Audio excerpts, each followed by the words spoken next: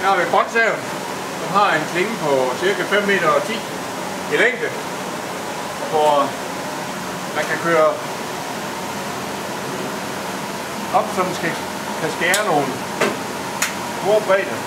Men det hele tiden, at det skal være forsvarligt, når man skal skære det.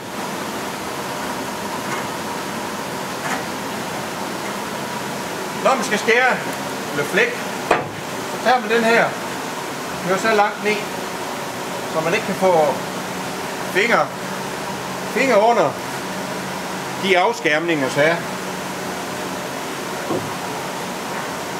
Så kan man stille den ind her. Du skal flække midt i. Spænder den her. Starter den her. Og det starter i 2 hastigheder. Hvor den skal lige op i omdrejninger. Så giver man den sidste. Samtidig med den fulde hastighed på, så tænder suget også. Når man flækker, så står man og gør sådan en bevægelse, man trykker faktisk. Man går ind her. Trykker lige så stille. Den sidste bruger man her.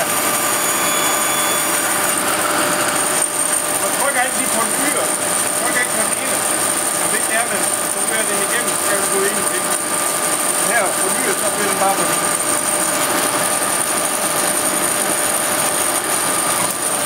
Det er en maskine, man skal stoppe manuelt.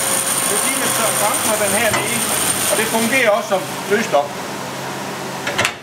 Sørg for at klingen den står stille, inden man forlader maskinen.